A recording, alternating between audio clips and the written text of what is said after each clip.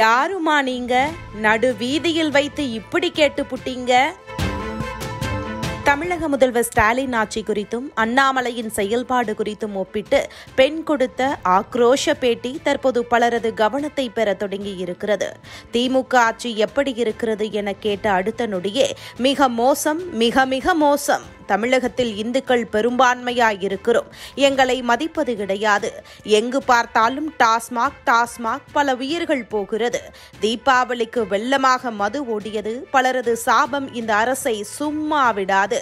திமுக ஆட்சியில் மக்கள் சந்தோஷமாக இருக்கிறார்கள் என எப்படி முதல்வர் சொல்லலாம்? இங்கே வீதிக்கு வந்து பார்க்கட்டும், மக்களின் நிலை புரியும்.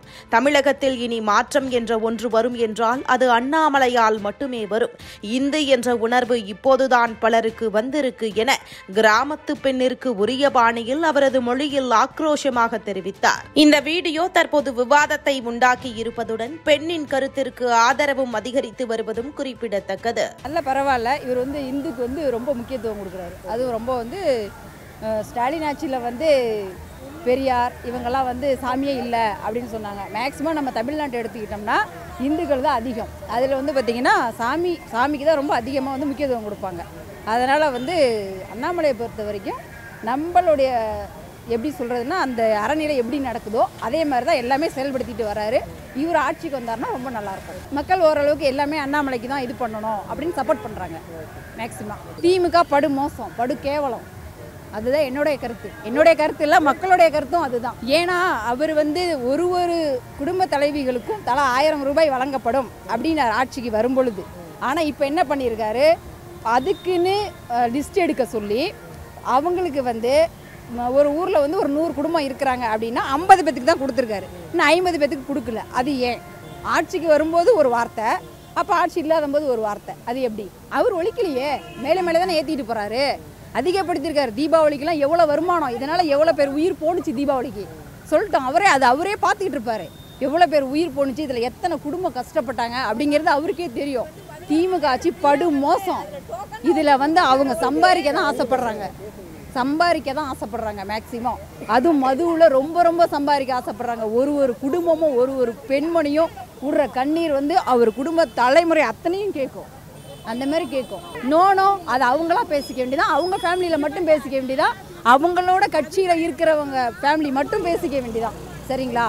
மற்ற ஃபேமிலி யாரும் நல்லா இருக்க கிடையாது. முதல்வர் சொல்லுவாருப்பா, முதல்வர் அவர் சீட்டில் உட்காந்துக்கிட்டு பார்க்குறாரு. இங்கே பார்த்தாரா? ஒரு மக்களையும் பார்த்தாரா? இல்லை சொல்லுங்கள். முதல்வர் ஒரு மக்களையும் பார்த்தாரா?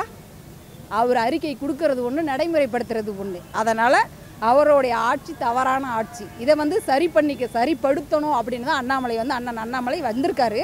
நல்லபடியாக அவர் இந்த ஆட்சி நல்லபடியாக செயல்படுத்தினார்னா மக்கள்கிட்டருந்து அவருக்கு நிறைய சப்போர்ட் கிடைக்கும்.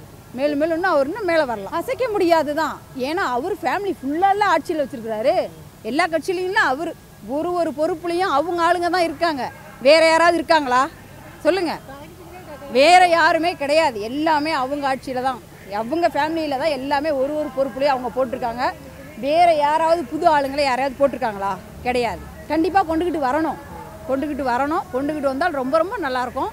அதனால தான் மக்கள் இன்றைக்கி இவ்வளோ பேரும் இந்த மழை பெஞ்சுது, இதுக்கு முன்னாடி இந்த மழையையும் பார்க்காம இவ்வளோ பணியிலையும் அவருக்கு ஆதரவு கொடுத்து நின்றுட்டுருக்காங்க.